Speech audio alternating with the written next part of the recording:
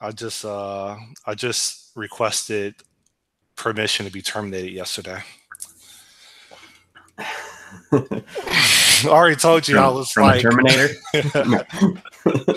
as in like my job. So like if I can't own a slice of functionality and own it because I want to be held accountable. But if I can't own it, then I should be held accountable. And then the way that things are structured, it's like you just have devs in the same sandbox, just throwing code everywhere. And then I'm like, yo, this isn't working for me. And yeah, can I be let go? But we probably don't want to talk about that. We want to talk about future ambitions, right? Yeah, I think so. I mean, you talk about owning something, and there's really only one good way to do that, which is to actually own it. So we talked a couple of days ago, I think, and I said, "Hey, Sean, I'm really interested in exploring, for me, an alternative way or an additional way of building a channel of income." And specifically, I've been subscribing to a whole bunch of videos on YouTube about e-commerce and how Amazon has become the search engine for products. And I just want to learn more about this. I'm in the NASDAQ and Dow Jones, and that's not working well for me at the moment. But I can't depend on employers to pay me, and it just doesn't scale. Like, I still have this weird dream of making hella money, and it doesn't scale to be a developer. And that's kind of that conversation we had about how to scale your business. We had in our last chat, I thought like maybe 2 weeks ago or something. And you responded, well, I can't really focus my time on what you're choosing to focus your time on, hence e-commerce and Amazon. But I am trying to focus my time on something that I'm committed to, and I want to hit a certain milestone by this date. But hey, why not engage in a mastermind so that we could discuss our progress, our challenges, frustration, and hopefully some to-do items, for lack of a better term. Did that pretty much sum it up? Yep. Yeah, I think so. All right. Pretty well. So I can keep on talking about what I did, or you could go about what you're doing. Yeah. Well, my project, and I don't know if I've gone into great deal with it with you, is I feel like there's this is maybe a untested assumption, but I feel like there's a small gap in the market for indie game and hobby game developers. Oh, my dog just came in. Where everything has gone digital for games for the most part, right? Digital is pretty much taken over, but there's kind of a huge nostalgia factor and kind of an art form that was lost when people stopped printing boxes and manuals and making manuals and box art because it's all digital, right? And so I think that one of the maybe the pendulum is swung too far in that direction, and having a pushback to doing some physical games is good. There's really no outlet to do that as a hobbyist or a lower level indie developer where your game isn't, what they call like a AAA indie game where it's actually a really polished game or whatever. So my plan is, what I want to do is start like a print on demand service where people can go and if they've created a video game or whatever, get like a physical copy of it printed. So they design their box art and their manual. They upload it to me. I print, assemble, shrink wrap, and ship it to them. and then they can effectively have it on their shelf. So that's kind of the gist of what I'm trying to do. And I had this idea for a while, and I started executing last June, or maybe it was May, and then through a combination of some medication I was on, and my brother-in-law committed suicide, actually. So it was I just kind of like, you know what, I'm not going to do this year. So but now fast forward, and I've got this itch again. Like, you know what, I've got to give this a go. So so yeah, I participate in these game jams. I think I've talked to you about them before. Ludum Dare comes up in April, and what I want to kind of do is for the initial pitch is to get my minimal production capability to a place where I can, you know, make just a minimum viable thing for this. So like a box, a manual, some sort of media to format to transmit the game in, whether that's like a download key or a, you know, some sort of flash drive or something. And then pitch it as a, once you're done with this game jam, then you know, you've worked hard over this weekend on it. You know, why not have a physical thing that you can put on your shelf, and then it's a conversation piece then for anybody who's done, you know, this thing.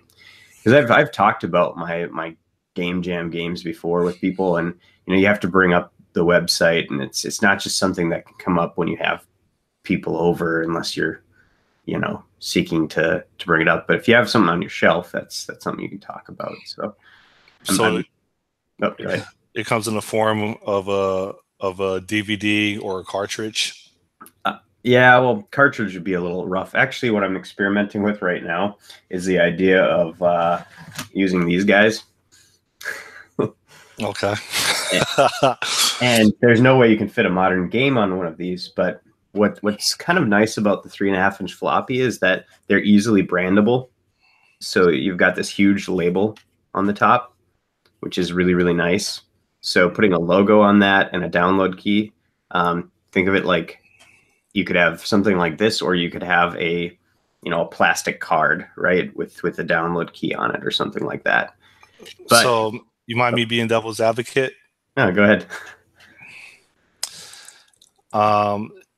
If the intent is for it to be a conversation piece, one is if you're going to use a floppy, it needs to be a 5 1/4, right? Two, it's still viable if you want to take it retro, and I'm not sure if that's what you're trying to communicate is take it retro for you to actually purchase empty cartridges of Coleco or Atari type cartridges, right? It's bigger, it's heavier, and I think those kind of serve more as a plaque than a 3/4 or 3.5 floppy. That's just my feedback, you know. No, that's good. And you know what, my initial vision, or what I really wanted to do for this, was to have a cartridge shape made, and then have it be like a pull-out USB cord or something like that, and then have it appear as a cartridge but be something that's pluggable to a PC. You can get cartridges, reproduction cartridges or whatever, that you can, you know, program and stuff like that for those actual systems. And there are people that do that. There are also people that do the 5 1/4-inch floppy thing. The logistics of a 5 1/4-inch floppy are actually one of the issues, because I have to make a box that's slightly bigger than what I'm targeting, and also I have no writable way to write to a 5 1/4-inch floppy. Plus, you can't buy them retail anymore, as far as I know. But you can buy them on eBay, I think. But there's a guy, the channel on YouTube I follow, called the 8-Bit Guy, and he created a Commodore 64 game. And this partially is a little bit of the, not genesis of the idea, but, you know, fed the idea.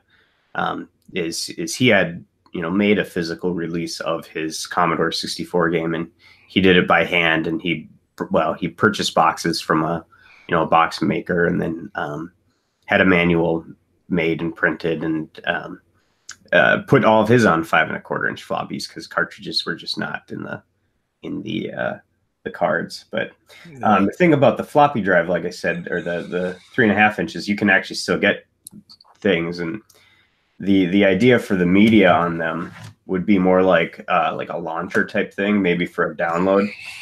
So you couldn't fit a full game on them, but you could, in theory, plug it in and have some sort of activity happen with it. But I don't know if I'll actually get that figured out by the time I actually try to ship this or not. So, but I like that idea. Um, I do. I, I think it can not just be useful for video games, but I think that for anybody that ships, especially when they're working on their own products, right? It doesn't have to be a video game. It could be I built some products for Windows Store apps, right? And like I sunk like 8 months of my life into it, right? And so it kind of serves as like a plaque, you know, for the work that I did. And so I could see people that have a huge investment in the code that they finally shipped to get that as like a plaque of their hard work and to have it in their trophy case or whatever. So I think that there's more of a market to it than just video game programmers. yeah. I mean, application programs could be, having the traditional big box software box, that you used to buy in Walmart or whatever back in the late 90s or whatever. Having that would be kind of cool for some of the software products. But yeah, so it's I could dream of a million ways it could go.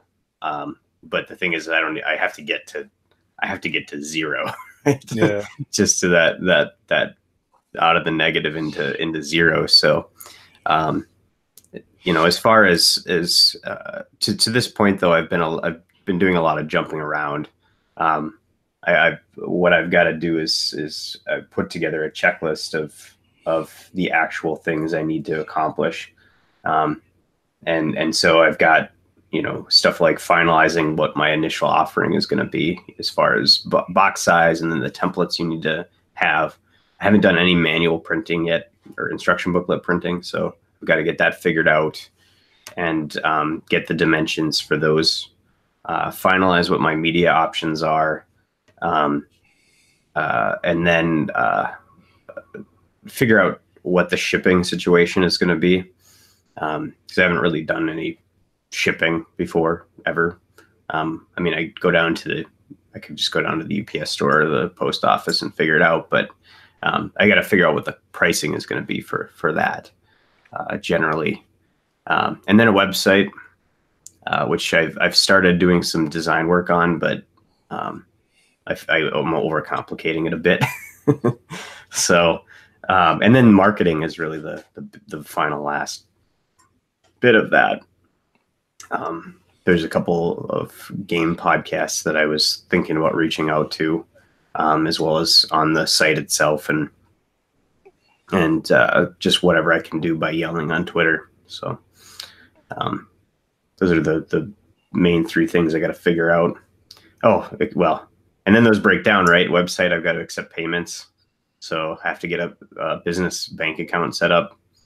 And an account or Stripe or Braintree account set up.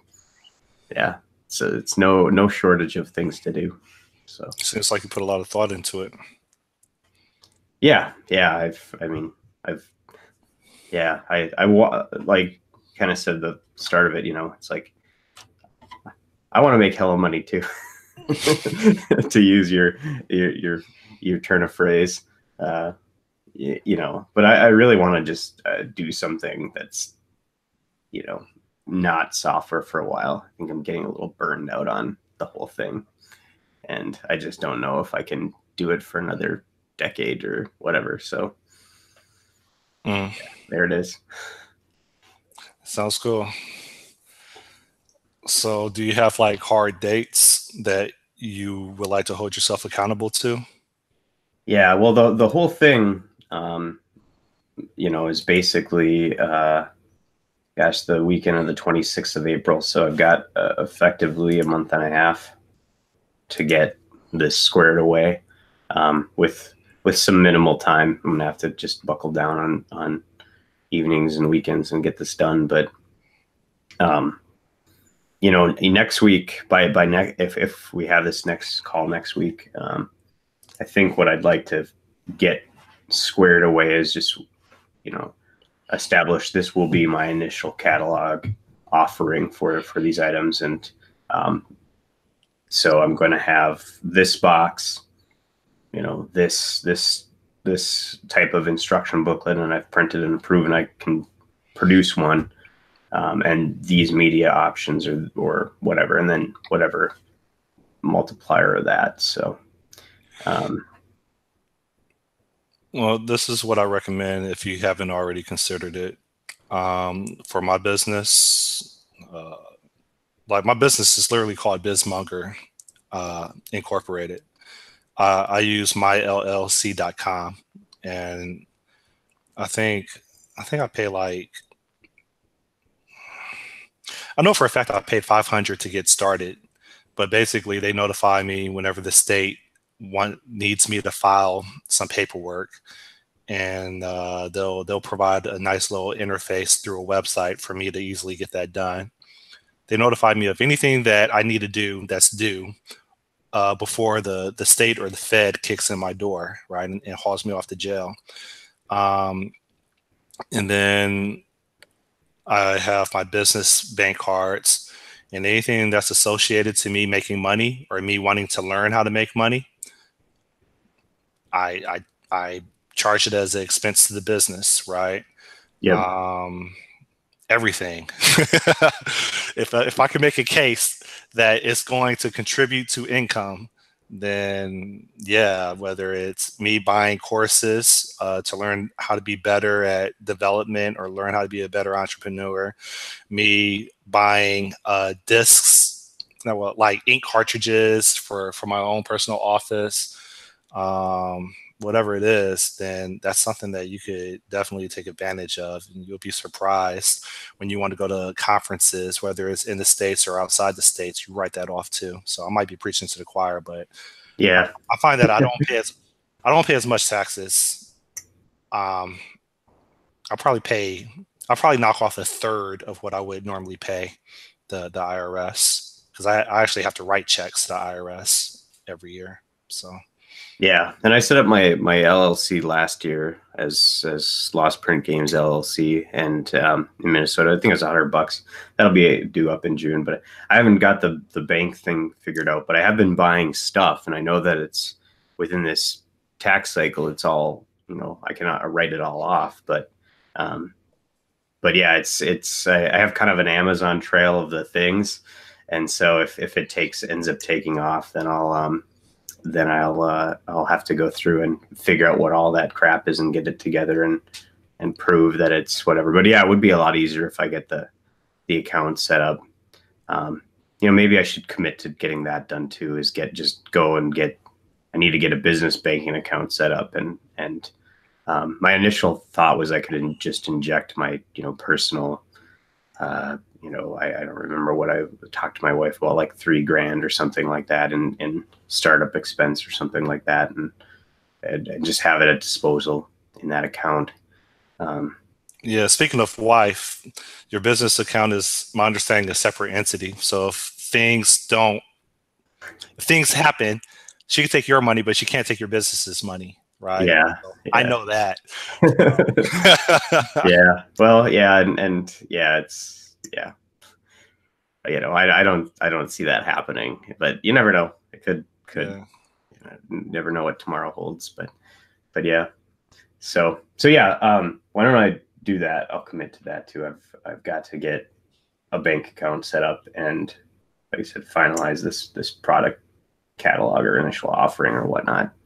So um, we'll see. I'll commit to getting that done. I need someone really to hold me like accountable to this shit too. Like, it's so easy to just be like, oh, I want to do this week or whatever. But yeah, the Yeah. website is the piece that I'm just dreading the most, because like you go to work and you work all day at code and you get done and it's like making a website. Yeah. Well, can't you just buy WordPress and get a template and fill it out and publish it? Yeah. I mean, I'm probably overthinking what I need with custom development. I kind of had this vision for like a kind of a wizard or type of configurator type thing, where you'd step through, pick your options, and then go through, upload your designs, and then buy, as like a 3-step process, but or a multi-step process. And I've got some designs and stuff for that, but it's like, ugh. And you're going to accommodate both mobile and desktop.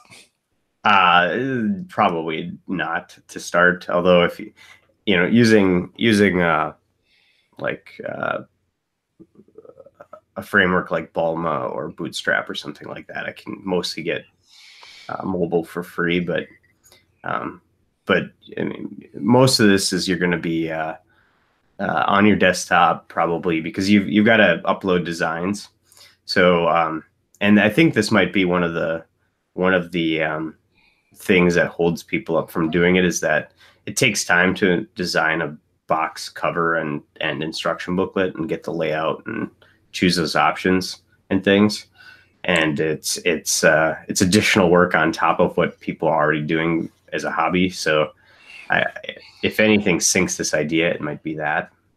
Is this going to be only in English, or are you going to rely on the billion in China and the billion in India that also build games?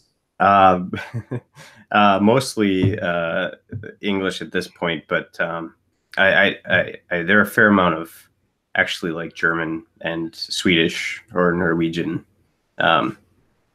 game developers too, that and English, like proper Queen's English, Okay. Great Britain, that build out games like this. And I know there's tons of people in Asia and India, but because of the time differences and stuff, I don't run in, I think, any circles that pull it in. But that's all stretch goals.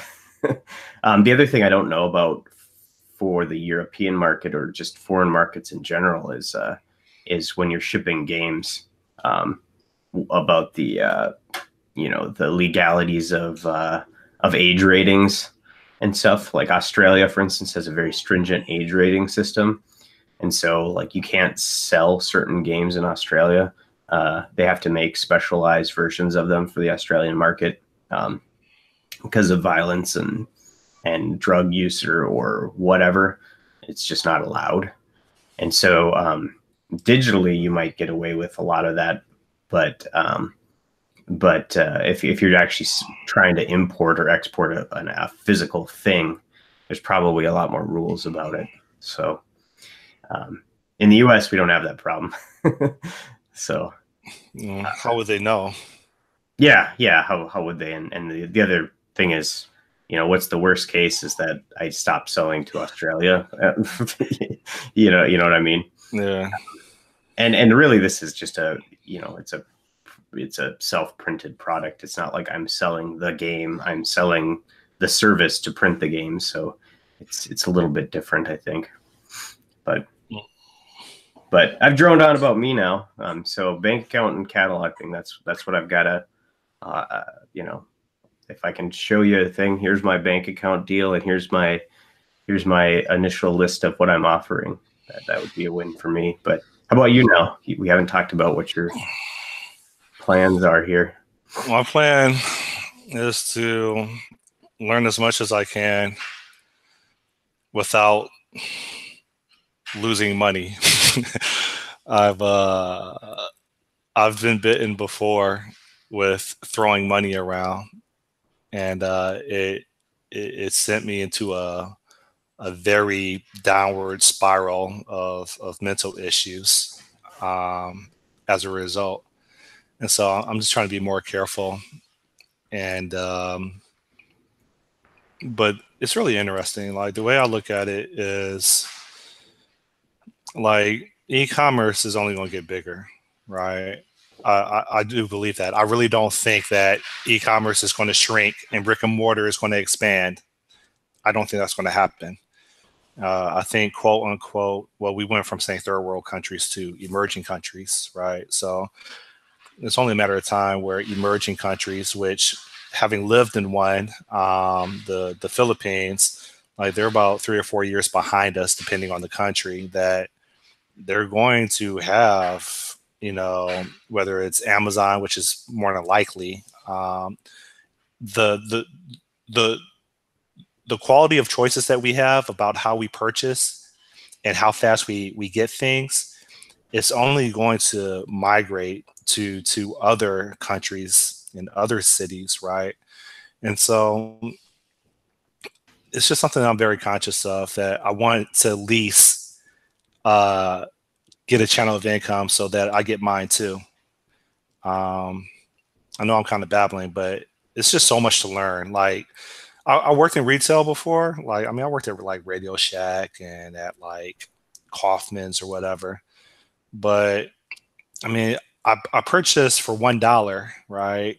This this training course, and I mean that $1. I went on YouTube to look at videos of people reviewing training courses for Amazon's FBA, and like they go from $4,000 a training course to like 500 to 1,000 to $500 a training course, and there's this one dude that is American that lives in Germany.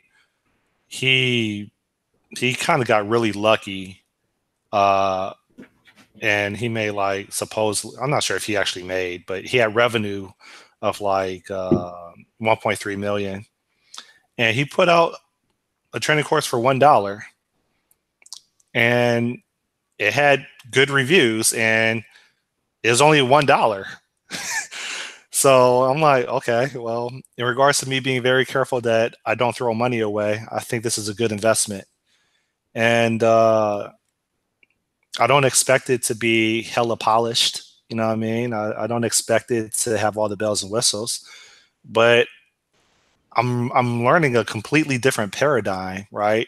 The I'm learning about product analysis and the framework that retailers use for making decisions on what they're going to invest their time and money in. And it's so different from software development. And I think that it's only going to increase my skill set and increase my design skills for how I apply or think about building software. So to me, it's a win-win. Even if I don't go full throttle into Amazon, I'm learning a lot about alternative ways of analyzing uh, decisions, really. So I'm enjoying the journey. I think I probably have another 4 hours worth of content that I need to consume on this course, and then the next step is to um, probably do a minimal viable product, in which I think the framework is pick out like 5 different products, and then he has a section on his course where you put these products through a test. He has this framework, this test framework, where you run these products that you conjured up through a test and see if it still holds. You know how like the federal government had the stress test for banks and all the banks passed. But and so that's where I'm at now, where I got some products that I would consider, uh, and I want to see if they actually hold up. And these products, what I've learned is you just can't monkey see, monkey do. If you really want to be effective, then if someone already has a head start on you, the likelihood of you being successful and providing the same identical product, the likelihood is extremely low. I learned that You need to identify areas of improvement or areas of self-expression and modify that product for those particular ideas, and for lack of a better term. And so it's kind of like me drinking from a fire hose, where I'm kind of overwhelmed with information from this completely different industry. A completely separate side is whenever I make my decision based on whatever products, if any, actually pass this this test or these series of tests, then there's a high likelihood that I have to interface with some Chinese factories. So now Alibaba comes up, which is, I guess, like the Google of mass producers or manufacturers, and buying material for them, or buying material and services where they take the material and they purchase they create the material, or produce the material, and then they might have to sync with another manufacturer to modify that material into whatever product that I want, and then potentially brand that material, right, with whatever business logo or business name that I want to use. And so that's where the stuff gets complicated and expensive, because it's a different language. You have to make sure you don't get ripped off. You have to make sure that you may have to rely on a middleman that is able to see, like, actually interact with them and take samples. If they don't take samples, have samples shipped over here. So I think that's the part where I start getting stressed out, is the actual, like, execution of making it happen. And you don't even know if you're going to sell, right? You don't even know if the product that passed your quote unquote tests, that may be viable tests from the $1 course that I purchased, right? Taking that into consideration, if it's really going to work and you're really going to make, starting off $100 a month, right? And I have low expectations. I would hope that I make, like, yeah, I would consider myself on my way if I get through all that and I'm making $100 profit a month. If I'm able to do that, then I can buy more to learn how to tweak the product, or learn how to tweak how people find that product, and grow that $100 to $150, and just keep making tweaks. So I'm not gonna lie, I'm kind of overwhelmed with the process. I'm also trying to do my best to trust the process and not try to act like I know everything, regardless of how brand new I am to the industry. And this is what I'm going to do because I'm Scott Nimrod. I'm going to try my hardest to, like, just be a student and monkey see, monkey do from what I learned from the course, and to not try to deviate from what they're teaching. So that's a mouthful, but Yep. that's what I'm on right now.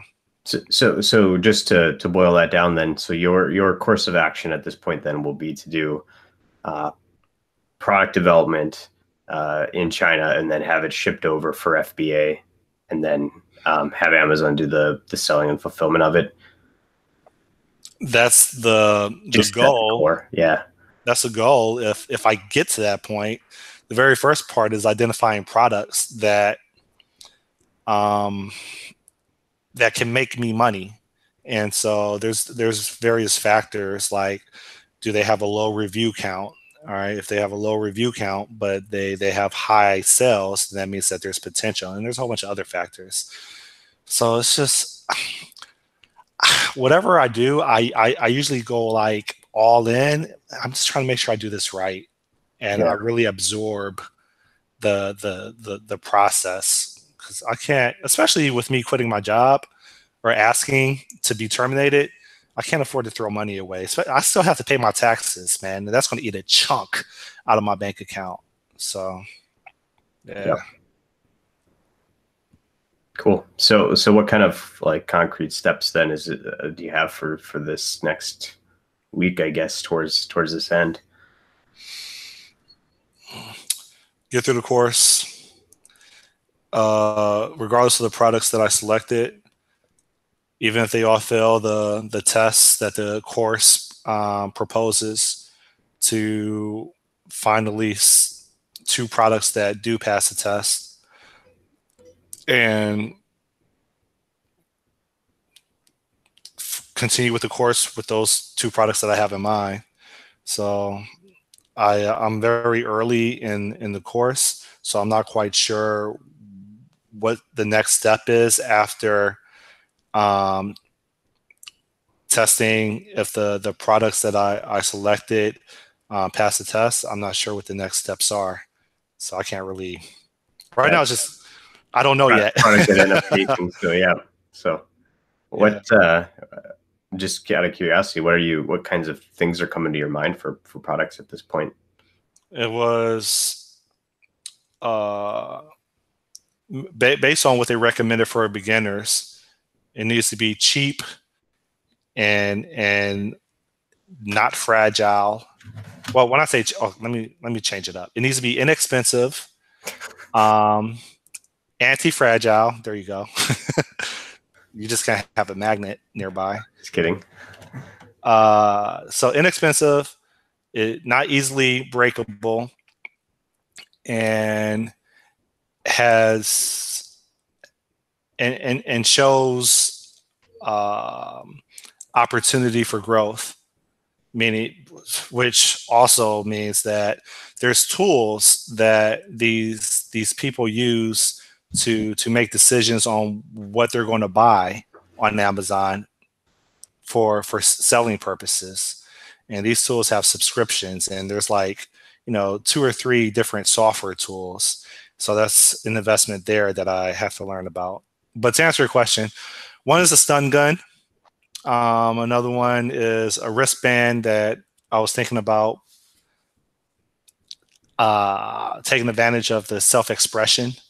And maybe I can't sell a wristband for like $15, but maybe I could sell two of them for $15, right? I'm into wristbands.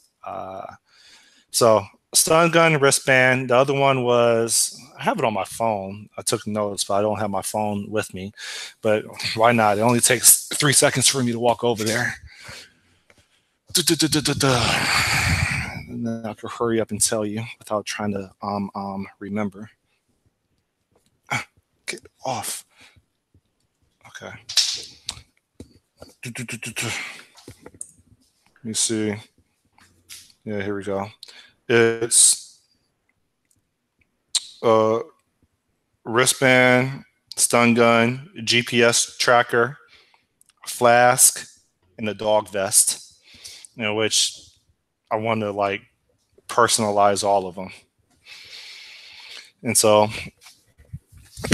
to me, I think those, because I'm a dog owner, and my dog is registered as an emotional support. That's why I thought a dog vest that I can like, I don't know, add some type of like design patterns to or whatever Yeah. would sell. And I know there's a lot of dog lovers out there. A flask is when I'm out on my motorcycle or when I'm posted up on the beach. It's kind of, I feel weird when I have my bottle of Jack Daniels or what else do I have? I have Jameson over here. When I'm pouring that into a 1 liter Coke bottle, like I get paranoid that some cop is going to walk up on me. So, and plus I'm at the beach a lot, right? A stun gun that's like attached to a keychain and make it girly colors. That one I might run into trouble in regards to regulations. And then the GPS tracker. So that I think would be good for tracking your children and tracking your partner that you don't trust. Gotcha. So You should include in that some cartridges, game cartridges that look like USB. I'll be a customer. I'll be your only customer, but I'll be a customer. I'll buy 100 of them from you. Yeah. Well, that will require me having knowledge of the software that they built. No, And, no, no, no, no, no. and I need the physical like casing is the what I actually need. I've looked at Alibaba for that stuff, and they've got some of it. It's just they don't have it as a composite thing like uh, game cartridge with USB kind of dongle coming out of it. Um, does it have to be something that you can actually play? Can it not just be an artifact? Or yeah, yeah, it'd be an artifact. Yeah, I could just get shells and throw them in there, whatever. But I feel like one of the things about buying a physical copy is there's got to be some sort of media associated with it, right? And so if I could get a thing is flash drives are not too expensive, but you know, an unbranded flash drive is kind of lame. But if you could get a cartridge with a little USB, like no, people do 3.5 inch floppies in the shape of USB drives. Um, I don't know anyone who's doing a cartridge in the shape of a USB cartridge like that, like in the shape of an NES cartridge or a Super NES cartridge or a Sega, whatever the hell it was, Master System or whatever. So well, Super NES probably can't have a patent on the cartridge design, right? That's something that, yeah, that's something that I don't know. patents go out pretty quick though, right? Patents Has are it been what? 20 years? It is 20 years in America, right? Well, it's what it would have had to come out Or is in. it 17 years? I forget what the term is. Well, the patent would have had to, I guess, if it was 20 years, it would have been in, think about it, 1999, right? 2000. Yeah, yeah, and it came out before that. So I don't know what the patent number is for it, but people are doing, that you can buy reproduction cartridges uh, it, of these things already. But I'm just patent years. I know I'm they. just throwing stuff here, but yeah, 20 years from the filing. So filed after 95. So maybe this was filed before. Who knows? I don't know what the year before, what that was before 95 though. Yeah. See, the thing is me adding that sixth product. That product will only sell to 0.00000000001% of the population. Yeah, I know. I'm joking with you, man. I don't, yeah, I don't envision that you'll actually go out and solve my little problem of it. But, um, I dream about like where I could take this thing if I really was able to take off and having like actually having custom cartridges built that are just based on, simple USB that like, I thought it'd be really cool if you could buy like an attachment to your computer that looks like a little console and you have a cartridge that pops into it and then have some software that runs on your computer to run those that cartridge or whatnot. Yeah, But that would be dope. yeah, it's a cool idea, but the execution on it takes a bit. So, but yeah, the other thing you got to worry about too is just or not worry about, but think about. I think is the fact that product development step and actually just getting physical product from China takes a long ass time because it's got to go through, Yeah, I heard it takes get like on a a month. boat. If it's on a Yeah. boat, I heard it takes like a month and you have to go through customs. Yeah. Order something from is it wish.com or whatever? Everything from there is brought over from China and you'll get it like after a month or two or something like that.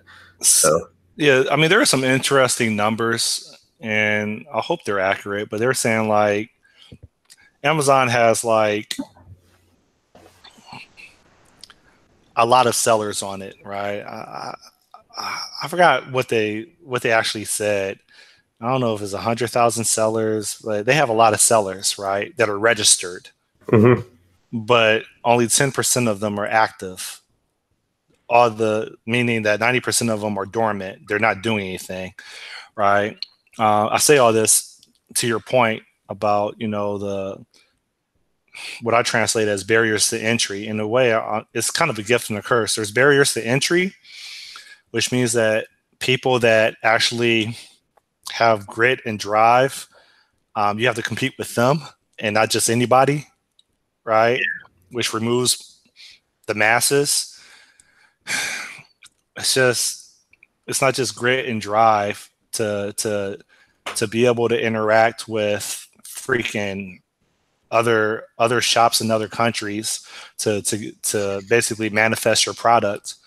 But then just the expense, the you having to pay money, and then there's strategies. The goal is to get your product on the first page, and so there's questionable ethical strategies for tricking algorithms into getting your product onto the first page, which may risk which may work, but then may be taken into consideration when Amazon decides that what you did was not fair, and then Yeah. they blacklist you or they put you all the way back where you're not discoverable anymore. They suspend your account. So there's just a lot of factors, man. This is like, Yeah. if I think the FCC is actually starting to look at that too, cracking down on product review manipulation, because it's basically a way to, trick. I don't know if it's the FCC or the Trade Commission or whatever, but no, I mean, the thing I was talking about for the length of how long it takes is that, um, like, doing this approach is, it's, you're gonna have some downtime. You know what I mean? And if you got to figure out how you're going to not lose interest in the downtime while you're waiting for stuff to get shipped from China or whatever. You know what I mean? yeah, I mean, but the whole thought process, like the bird's eye view, is establish an additional channel of income, and that's it, Yep. right? And hopefully, I don't want to fail 10 times in a row if I do go through with this, right? I would like to find something that's successful, like within 6 tries, 6 products. And again, like if it once, if and when there's something that is giving me like just at the very start $100, profit each month, I consider a very small success, right? And then I'm like, all right, there's potential, right? That's it. Mm-hmm. Then I could throw money at the that domain and grow it. That's my mentality. And then hopefully once it, I would consider a very good thing, if I could get $1,000 of passive income from that.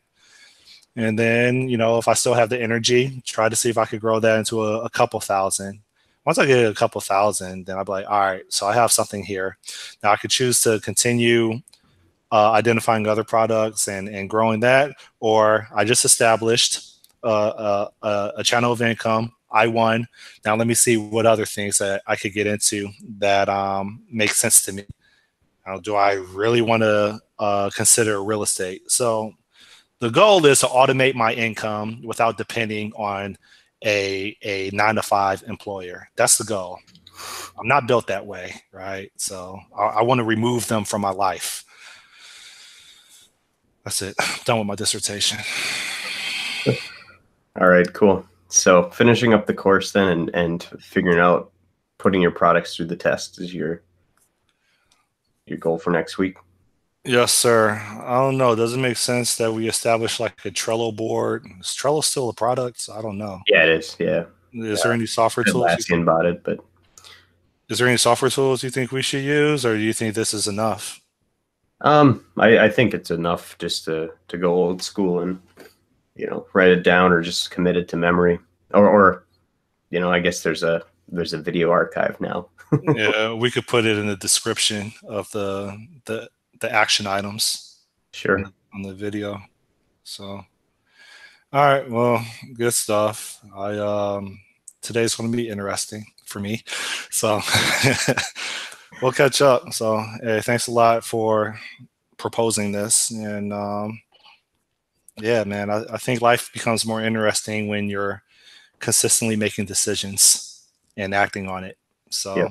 that that gets me out, off of my plateau, hopefully. Sounds good. Yeah. Thanks, Sean. Yep. Thank you. I'm hitting the stop broadcast.